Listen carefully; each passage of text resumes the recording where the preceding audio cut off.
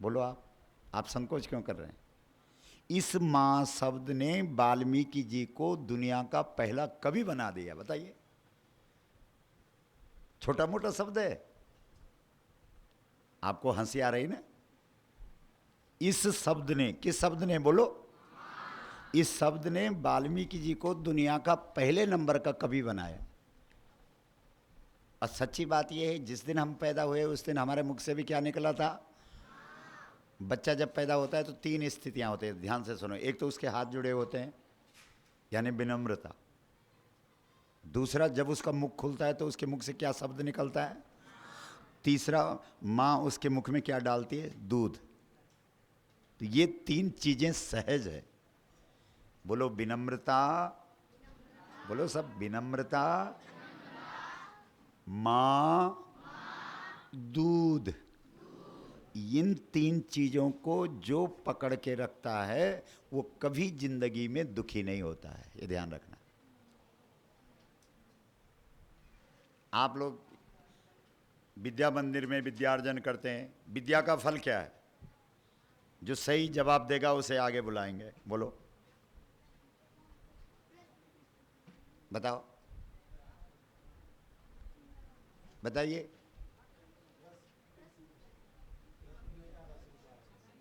बोलो, विद्या ददाति विनयम, विद्या विनम्रता देती है। तो विद्या का फल क्या हुआ? एकदम ताली बजाओ इनके लिए। विद्या का फल क्या हुआ? जो विनम्र है वही पढ़ा लिखा है। आपने रामचरितमानस कभी पढ़ा हो, सुना हो? जब भगवान राम पढ़ लिख करके घर आए तो गोस्वामी जी ने चौपाई लिखी है, विद्या, बोलो विद्या, विनय। विद्या सबसे पहले क्या देती है? विनय देती है। पढ़ा लिखा व्यक्ति कौन है? जो विनम्र है। प्रात काल उठ के रघुनाथा, मात पिता गुरु नावई माथा। जब राम जी सुबह उठते हैं और माता पिता और गुरु को प्रणाम करते हैं तब लोग बोलते हैं राम पढ़ा लिखा है। पुराने ज़माने में विनम्रता देख करके लोग पढ़ाई लिखाई का प्रमाण पत्र देते थे, सर्टिफिकेट देते थे। जो विनम्र नहीं होता था लोग कहते थे ये पढ़ा लिखा नहीं है, ये असभ्य है। और जो विनम्र होता था उसको लोग कहते थे भाई ये पढ़ा लिखा है। विद्या विनय निपुण गुणशीला। विद्या वाला कौन है? जो विनम्र है। तो इसलिए मां शब्द जीवन का अनिवार्य शब्द है। और हम तो ये चाहेंगे, अभी हमने एक जो मशीन होती है और नापने वाली मशीन, वो मंगवाई दिल्ली में। और हमने जितने भी बड़े बड़े शब्द हैं, राम, कृष्ण, ओम नमो भगवते वासुदेवाय, ओम नमः शिवाय, गायत्री मंत्र, आप लोगों को तो गायत्री मंत्र सबको आता है ना? हाँ, वो सारा मंत्र बोला, तत्सवितुः वरेण्यम भर्गो देवस्य त्र्यंबकम जजामहे। सारे मंत्र जितने भी हमारे यहाँ, किसी पर वो जो मशीन थी वो 2 मीटर गई, किसी पर 4 गई, किसी पर 6 गई। और जब हमने माँ शब्द बोला तो वो मशीन 26 मीटर गई। बोलो गौ माता की। इसका मतलब सबसे पावरफुल शब्द कौन है? जरा जोर से बोलो, हाथ खड़ा करके बोलो, माँ।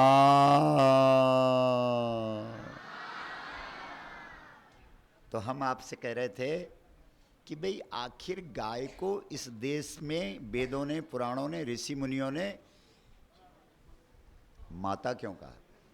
आपको एक बात और बता दें, जो गायत्री आप बोलते हैं ना, गायत्री मंत्र, वो गायत्री मंत्र गाय का मंत्र है।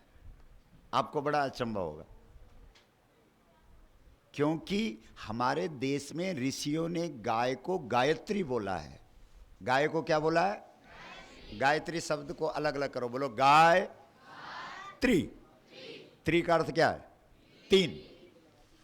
और गाय का अर्थ गाय है।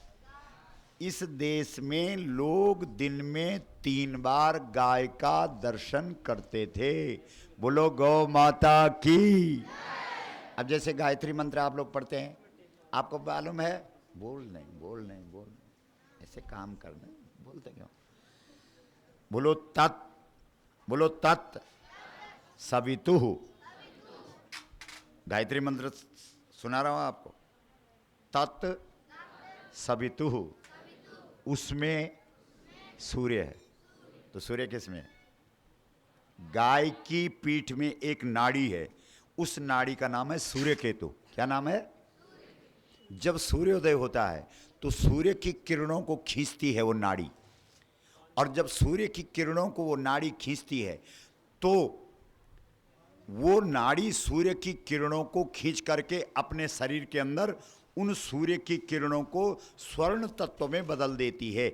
इसलिए गाय के अंदर सोना है। अभी कुछ दिन पहले वैज्ञानिकों ने, 15-20 दिन पहले गुजरात के वैज्ञानिकों ने ये बताया है कि गौमूत्र में सोना है। बोलो गौ माता की। गाय का मल नहीं है। जहां पर अशुद्ध जगह है वहां पर आप गाय का गोबर लगा दो तो वो जगह शुद्ध होती है कि नहीं? बोलो मानते हो इस बात को कि नहीं? तो बोलो गाय माता है कि नहीं है? गाय में सोना है इसलिए माता है। गाय का गोबर दुनिया का सबसे पवित्र शुद्ध है, जहां लगा दो वहां शुद्ध हो जाए, इसलिए माता है। और दुनिया में गाय के दूध की बराबरी, हमारे यहाँ महाभारत के अंदर गाय के दूध को अमृत कहा है। क्या कहा है? बोलो गवामृतम। गाय का दूध अमृत है। गाय का गौमूत्र औषधि है। ऐसी कोई बीमारी नहीं है जो गौमूत्र पीने से ठीक ना होती हो। पुराने ज़माने में लोग सुबह उठ करके गौमूत्र पीते थे। कभी गौमूत्र पीने वाले को कभी शुगर नहीं होगा। यशोदा मैया अपने कृष्ण को 5वें दिन से गौमूत्र से नहलाती थी। बोलो यहाँ कोई भाई है, कोई बालक बालिकाएं हैं जो गौमूत्र से नहाते हैं? नहीं है। यशोदा जी ने कृष्ण को 5वें दिन से गौमूत्र से नहलाना शुरू कर दिया। अभी हम जब इस गौ यात्रा को लेकर के हरियाणा में चल रहे थे तो हिसार में एक एडवोकेट लड़की थी, वो खड़ी उठी, उसने कहा गुरुजी मेरे बाल झड़ रहे थे और मैं 5 दिन गौमूत्र से अपने बाल धोए और मेरे बाल झड़ने बंद हो गए। बोलो गौ माता की। दुनिया का, क्योंकि तुम्हारे शरीर में 5 तत्व हैं। कौन कौन तत्व हैं 5? बोलो। पृथ्वी, बोलो सब, पृथ्वी, जल, अग्नि, वायु, आकाश। ये 5 तत्व से ये शरीर बना है। बहुत ध्यान दीजिए, ये विज्ञान सम्मत बातें बता रहा हूं आपको। तो जो पृथ्वी तत्व है उसको शुद्ध करने वाला गोबर है, और जो जल तत्व है तुम्हारे शरीर में उसको शुद्ध करने वाला गौमूत्र है, और जो अग्नि तत्व है तुम्हारे शरीर में उसको शुद्ध करने वाला गाय का घी है, और जो वायु तत्व है आपके अंदर उसको शुद्ध करने वाला गाय का दही है, और जो आकाश तत्व है उसको शुद्ध करने वाला गाय का दूध है। इसलिए इन 5 चीज़ों को मिला दो, इकट्ठा कर दो, तो उसको हमारे यहाँ पंचगव्य बोलते हैं। क्या बोलते हैं? तो पंच तत्व को पवित्र करने वाली चीज कौन है? पंचगव्य। आ गई समझ में? पंचगव्य का मतलब है गाय से निकलने वाली 5 चीजें। दूध हो गया, दही हो गया, घी हो गया, गौमूत्र हो गया, गोबर हो गया। इन 5 को इकट्ठा करो तो इसको बोलते हैं पंचगव्य। और जो व्यक्ति पंचगव्य पीता है वो कभी जिंदगी में बीमार नहीं होता है। बोलो गौ माता की। अभी हम लोग छत्तीसगढ़ में एक 6 साल का बच्चा था, वो जन्म से गूंगा था, बोलता नहीं था। अब जब उसके माँ बाप ने गौ कथा सुनी, तो जब गौ कथा सुनी तो उन्होंने घर में गाय लाई, और गाय ला करके एक तरफ से बछड़ा पीता था और एक तरफ से उस बच्चे को पिलाना शुरू कर दिया। सीधे धार का दूध। धार का दूध मानी जिस दूध को गर्म नहीं किया गया, जो सीधा गाय के थन से निकला और आपको मिल गया। तो उसी धार के दूध को कृष्ण पीते थे, इसलिए कृष्ण सामान्य नहीं रहे, भगवान बन गए। बोलो। और कृष्ण की माँ कृष्ण को मक्खन और रोटी खिलाती थी। यहाँ कोई बालक बालिकाएं ऐसे हैं जिनके माँ बाप ने आपको सुबह मक्खन और रोटी खिलाई हो? कोई है यहाँ? मतलब ही नहीं उठता। अब बाजार वाला बटर खिलाया होगा। घर में गाय हो, और उस मक्खन के साथ रोटी खिलाई। वो कृष्ण को यशोदा जी मक्खन और रोटी खिलाती थी। जो बच्चा बचपन में मक्खन और रोटी खाता है वो जिंदगी में कभी गुटखा नहीं खाएगा, बीड़ी नहीं पिएगा, सिगरेट नहीं पिएगा, तम्बाकू नहीं चबाएगा, शराब नहीं पिएगा, मांस मछली नहीं खाएगा। हाँ, व्यसन रहित कर देता है जीवन। इसलिए भगवान कृष्ण, आपने सुना होगा कि कृष्ण माखन चोर हैं, सुना है कि नहीं? तो क्यों है बोलो? एक दिन कृष्ण से लोगों ने पूछा कि आप माखन चोर क्यों हैं? तो कृष्ण हंसते हुए कहते हैं कि भैया मक्खन तो इतनी अच्छी चीज़ है कि चोरी करके भी खाओ तो भी भगवान बन जाओ, जबकि चोरी करना अच्छा, चोरी का माल हजम नहीं होता। कृष्ण कहता है भैया हमने तो मक्खन चुरा चुरा के खाया, फिर भी हमको देखो हम भगवान बन गए। और हमारे मामा जी, कृष्ण के मामा जी कौन है? हमारे मामा जी ने शराब खरीद खरीद करके पी, फिर भी शैतान बन गए। तो शराब आदमी को क्या बना देती है और मक्खन आदमी को क्या बना देता है? तो आज के बाद आप सब लोग मक्खन रोटी खाओगे? हाथ खड़ा करके बोलो। घर जा कर के जिद करना, हट करना, अपने माता पिता को बोलना हमारे लिए मक्खन रोटी तैयार करो, गाय लाओ घर में। जिस घर में गाय नहीं उस घर को इस देश में घर नहीं बोलते थे, मालूम है आपको? जिस घर में गाय नहीं होती थी उस घर का पानी पीना और शराब पीना बराबर होता था, मालूम है आपको? ये भारतीय संस्कृति की बात हम कर रहे हैं। अंग्रेजों ने जब देखा कि दुनिया में सबसे पहले नंबर पर भारत है, इसका कारण क्या है? तो उन्होंने कहा भाई भारतीयों के पास दो चीज़ें विलक्षण हैं जो दुनिया में कहीं नहीं है। क्या क्या? एक भारतीयों के पास गाय विलक्षण है और एक भारतीयों के पास गंगा विलक्षण है। और जब तक भारतीयों के पास ये दो चीज़ें रहेंगी तब तक भारतीयों को कोई परास्त नहीं कर सकता। इसलिए सबसे पहले भारत में जाकर के इन दोनों को ख़त्म करो। कैसे ख़त्म करेंगे? बोला इनको समझाओ कि गाय पशु है, इनको समझाओ कि गाय, और इनको समझाओ कि गंगा नदी है। जबकि हमारे यहाँ गंगा को नदी नहीं मानते, गंगा क्या है? माता। बहुत अच्छे। और गाय क्या है? इसलिए अंग्रेज इस देश में आए और उन्होंने गाय को पशु के रूप में स्थापित किया और गंगा को नदी के रूप में स्थापित किया। इसीलिए अंग्रेजों का विरोध हुआ, क्योंकि उन्होंने गाय को पशु बोला, गंगा को नदी बोला। फिर उन्होंने क्या किया अंग्रेजों ने कि गाय की चर्बी कारतूसों पर लगाई और उन कारतूसों को दांतों से खोलना पड़ता था। इस देश का एक महान सैनिक था जिसका नाम था मंगल पांडे। मंगल पांडे को जब पता लगा कि कारतूसों पर गाय की चर्बी लगी है तो उसने विद्रोह कर दिया, 2 अंग्रेज अफसरों को उसी दिन उड़ा दिया। 1857 की क्रांति, आप जो इतिहास पढ़ते हैं वो 1857 की क्रांति गाय के लिए हुई थी। और उसके बाद धीरे धीरे वही जो क्रांति थी वो अंग्रेजों भारत छोड़ो इस आंदोलन में बदल गई और 1947 में इस देश से अंग्रेज, समझ रहे हो बात को? हाँ ना बोलो जरा एक बार बोलो माँ। तो जब अंग्रेज गाय की वजह से उनको यहाँ से भागना पड़ा, तो जब 1947 में अंग्रेज इस देश से चले गए तो सबसे पहले किसको इस देश में सम्मान मिलना चाहिए था? बोलो। गाय को मिलना चाहिए था कि नहीं? लेकिन आपको दुख होगा, आप अभी छात्र जीवन में हैं, 1 लाख गाय इस देश के अंदर रोज कटती है। बोलो। जबकि अगर कोई तुमसे पूछे, इस देश में हिंदू भी हैं, मुसलमान भी हैं, सिख भी हैं, ईसाई भी हैं, कि हिंदू की क्या परिभाषा है, अगर आपसे कोई पूछे तो क्या परिभाषा है हिंदू की, बताओ? बोलो, बता सकते हो?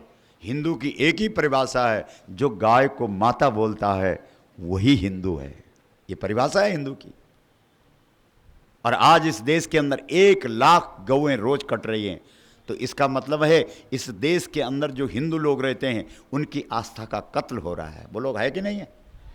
और तुम्हारा संविधान कहता है कि भारत में रहने वाले हर व्यक्ति की आस्था का सम्मान और सुरक्षा करना भारत सरकार का कर्तव्य बनता है। तो और सारे धर्मों की आस्था का सम्मान, और हिंदू धर्म जिस गाय पर आस्था रखता है उसका कत्ल, ये ठीक है? बोलो। तो आगे जाकर के गौ माता की रक्षा के लिए काम करोगे? हाथ उठा के बोलो, गाय हमारी, गाय हमारी, जन्म जन्म का, गाय हमारी। आपको मालूम है कि 8 साल का वीर शिवाजी अपने पिताजी के साथ मुगल बादशाह के दरबार में जा रहे थे, घोड़े पर बैठ करके। 8 साल का बालक था शिवाजी, और आगे देखा तो एक कसाई गाय को खींच रहा था। शिवाजी ने न इधर देखा न उधर देखा, न किसी से पूछा न जांचा, ठक से उतरे, तलवार साथ में थी, कसाई का सिर काट दिया। जब बादशाह के दरबार में शिवाजी को खड़ा किया गया कि तुमने कसाई को क्यों मारा, तो शिवाजी ने कहा गाय हमारी, अगर कोई हमारी माता को घसीटे तो हम छोड़ देंगे उसे। बोलो वीर शिवाजी महाराज की, गंगा मैया की, गौ माता की। तो इतनी पवित्र जो गाय है, जो हमारी आस्था से जुड़ी हुई है, उस गौ माता को प्रतिष्ठा देने के लिए हम इस देश में निकले हैं। अभी तक हम लोग 136 जिलों में जा चुके हैं और पूरे देश में 676 जिले हैं। समझ रहे हैं आप? सबसे पहले हमने इस यात्रा को गौ माता को प्रतिष्ठा मिलनी चाहिए, गाय को हमारी 5 मांगे हैं सरकार से। पहली मांग है गौ माता को राष्ट्र माता का सम्मान दो। बोलो मांग सही है कि गलत है? गाय हमारी जन्म जन्म का। इसी के साथ हमारी मांग है कि गौ मंत्रालय अलग होना चाहिए, पशु के साथ गाय को नहीं रखा जाना चाहिए। बोलो सही है कि गलत है? दूसरी मांग हमारी है कि इस देश में जो 10 वर्ष तक के बालक बालिकाएं, उनको गाय का दूध मिलना चाहिए। क्यों? क्योंकि जो बच्चा गाय का दूध पिएगा वो मातृभक्त होगा, वो पितृभक्त होगा, वो राष्ट्रभक्त होगा, वो संस्कार युक्त होगा। क्योंकि गाय के दूध में संस्कार है। हमारे यहाँ जो 16 संस्कार हैं वो गाय से संपादित होते हैं। इसलिए हमारी दूसरी मांग है कि कम से कम 10 वर्ष तक के बच्चों को इस देश में सरकार के द्वारा निःशुल्क गाय का दूध मिलना चाहिए। बोलो सही है कि गलत है? हाथ उठा के बोलो। और गाय का गोबर, आपको मालूम है कि गाय का गोबर कितनी कीमती चीज़ है, लेकिन इस देश में पता क्या होता है, गाय को काट काट करके विदेशों में भेजते हैं और विदेशों से यूरिया नाम की खाद मंगाई जाती है। बहुत ध्यान से सुनो। और उस यूरिया को डाल डाल करके हमारे खेतों को बंजर कर दिया। वो यूरिया जहर है। जिस खेत में यूरिया पड़ता है, उस खेत का जो अन्न है, जो उसकी फसल है, उसको खा करके लोग बीमार हो रहे हैं। इसलिए हमारी दूसरी मांग है, हमारे देश के खेतों में यूरिया जहर नहीं, गाय के गोबर की खाद पड़नी चाहिए। बोलो सही है कि गलत है? और गोबर में केवल खाद नहीं है, गोबर में एक गैस है, उसको मीथेन गैस कहते हैं, और उस गैस से घर का चूल्हा भी जलता है। और उस गैस को अगर सीएनजी गैस में बदल दिया जाए तो उस गैस से मोटर गाड़ी भी चलती है। तो हमारा कहना है कि इस देश की मोटर गाड़ियाँ गाय के गोबर के गैस से चलनी चाहिए और इस देश का हर चूल्हा गाय के गोबर से जलना चाहिए। बोलो गलत है कि सही है? और जिस दिन गाय के गोबर गैस से इस देश की गाड़ियां चलने लग गई, जिस दिन गाय के गोबर गैस से इस देश का चूल्हा जलने लग गया, उस दिन ये भारत सोने की चिड़िया नहीं, भारत सोने का पहाड़ बन जाएगा। बोलो सही है कि गलत है? तुम्हारा 1 रुपये और अमेरिका का $100 बराबर हो जाएगा जिस दिन इस देश के अंदर गाय के गोबर से जो निकलने वाली गैस है उसका उपयोग हो गया। इसलिए हमने सरकार के सामने मांग रखी है कि किसान से सरकार को 10 रुपये किलो गाय का गोबर खरीदना चाहिए। बोलो सही है कि गलत है? और जिस दिन किसान को 10 रुपये गोबर, 1 किलो गोबर की कीमत मिल गई, उस दिन किसान गाय को बाजार में छोड़ेगा? उस दिन तुमको गाय बाजार में घूमती हुई मिलेगी? उस दिन गाय तुमको कूड़ा कचरा खाते हुए मिलेगी? उस दिन गाय तुमको प्लास्टिक खाते हुए मिलेगी? इस देश में सत्ता में बैठे हुए लोग बोलते हैं कि गाय प्लास्टिक खा करके मर रही है। भाई साहब, जिस दिन इस देश में गोबर की कीमत हो जाएगी उस दिन कोई गाय बाजार में नहीं मिलेगी, उस दिन कोई गाय प्लास्टिक खाते हुए नहीं मिलेगी। इसलिए हमारी मांग है कि सरकार किसान से 10 रुपये किलो गोबर खरीदे और इस देश को सोने का पहाड़ बनाए। बोलो गलत है कि सही है? तीसरी मांग हमारी है, जो जर्सी आदि जानवर है उसका दूध स्वास्थ्य के लिए हानिकारक है, ये वैज्ञानिकों की रिपोर्ट है, इसलिए जर्सी आदि जानवरों पर प्रतिबंध लगना चाहिए। और चौथी मांग है, गौचरान भूमि गायों के लिए मुक्त होनी चाहिए, क्योंकि इस देश में गौचरान भूमि हुआ करती थी। और पांचवी मांग है, इतनी उपयोगी जो हमारी गौ माता है उसकी जो हत्या करे उसको इस देश में फांसी की सजा होनी चाहिए। बोलो सही है? इन 5 मांगों को लेकर के हम पूरे देश में जा रहे हैं। और ऐसा नहीं है, 23 फरवरी 2014 को दिल्ली के ऐतिहासिक रामलीला मैदान में 1 लाख लोग खड़े हुए और उन्होंने सरकार के सामने ये 5 मांग रखी। 2014 जब सरकार ने नहीं माना, उसके बाद हम इस देश के हर एक राज्य की राजधानियों में गए और वहाँ गोवर्धन रैलियों का आयोजन किया, फिर भी सरकार ने नहीं माना। 28 फरवरी 2016 को लाखों लोग फिर दिल्ली में आए, फिर हमने सरकार के सामने ये मांग रखी, फिर भी सरकार ने नहीं माना। तो हमने संसद भवन के बाहर ये संकल्प लिया कि अब हम 676 जिलों में जाएंगे और गौ माता को राष्ट्रमाता का सम्मान दिलाने के लिए इस देश की जनता को जगाएंगे। बोलो सही है कि गलत है? हमारा फैसला अच्छा है कि खराब है?